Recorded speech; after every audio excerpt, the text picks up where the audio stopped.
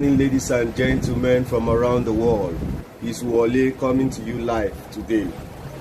Today is 12th of December 2023. I want you to know that what will it profit you if you pass through this world and you did not contribute anything to humanity?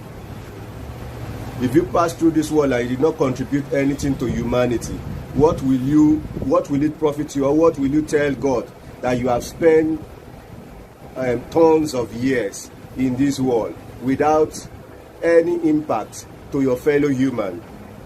Especially, it will pain you more when you know a verse like Psalm chapter 41 that said, "Blessed is he who considereth the poor. The Lord will deliver him from all his problems." Merely considering the poor, you have impacted them. Merely sitting with the poor to find solution to their problem, except the person does not now want to does not desire your solution, because even Jesus Christ said, "Ask and it shall be given unto you."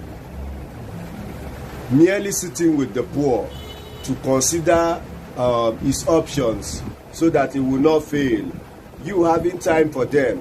It is not only money, there is other things, there is a lot of things, there are numerous things that you can do to help the poor.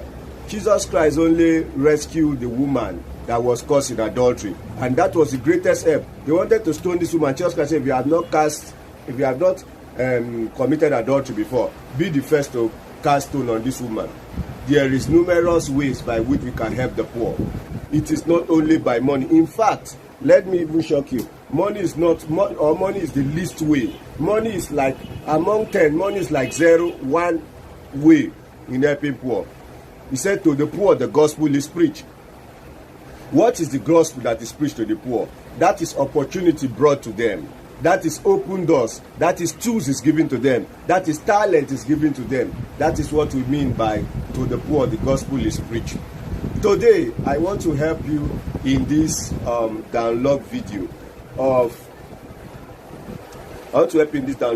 of trying to teach you how to start e-commerce. Thank you very much. One of the companies I used to own is actually an e-commerce business. It's one of the most successful ventures that I have done in my career. And we were doing millions and millions of dollars every year, and actually won the Online Retailer of the Year award by Canada Post.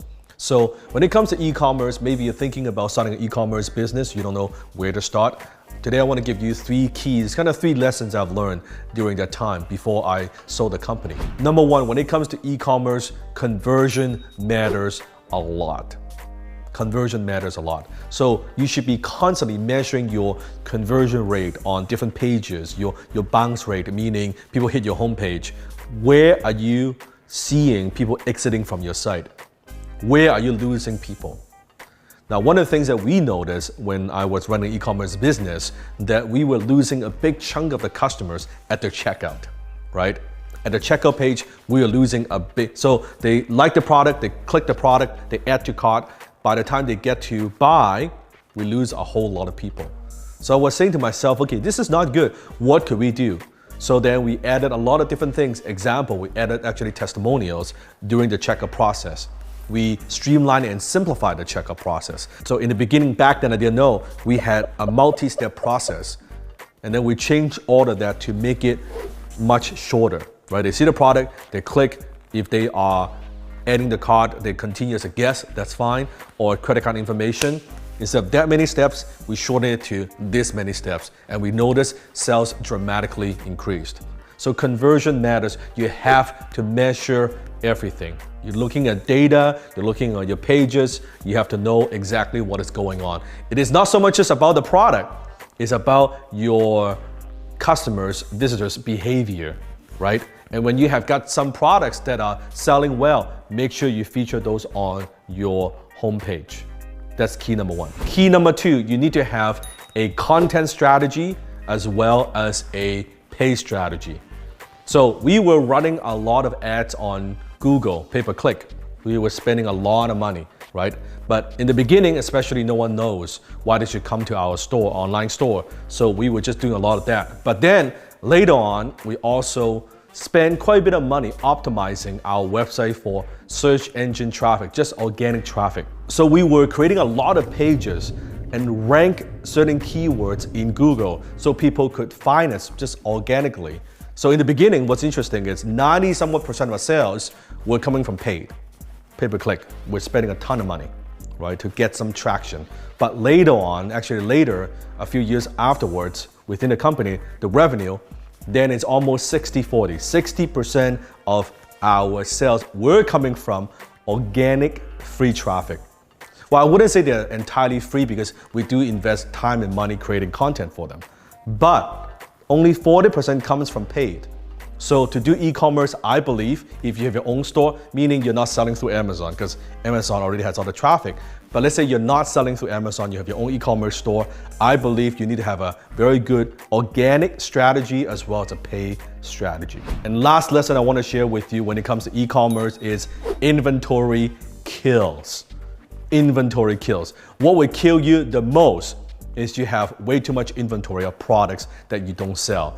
Depends on what kind of products you sell. Do they expire? Assuming your products don't expire, you're gonna sit on a lot of products that don't sell and you're sitting in a lot of cash, right? So you gotta be very, very careful when it comes to inventory management.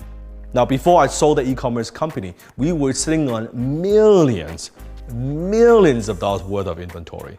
Now, I'm glad I could sell all of that, right? And get all the money back. Otherwise, if there's any problem, we would have been sitting on a bunch of dead inventory. So be very, very careful, very mindful when it comes to inventory. I would rather you have fewer products in the beginning, test it out to see what your customer, your marketplace likes, right? Whoever your audience is, see what they like first before you go crazy and have so many SKU, have so many units and products. Oh, I'm gonna buy 1,000 of these, 2,000 of these, because you'll be tempted. Wow, you know, if I order way more, my cost per unit goes way down. But what you don't think about, you don't consider, factor in is, what if it doesn't sell? Now you're sitting on thousands of something that it doesn't sell. It becomes a big problem. So inventory kills. And this is also why I stress, if you're thinking of earning more money, before you go out there and start an e-commerce business, I talk about that through my wealth triangle. You should develop your high income skill first. You can go watch my high income skill video. I talk about why it's so critical to develop your high income skill first before you go out there and start that scalable business, before you start that e-commerce business. So go watch that video.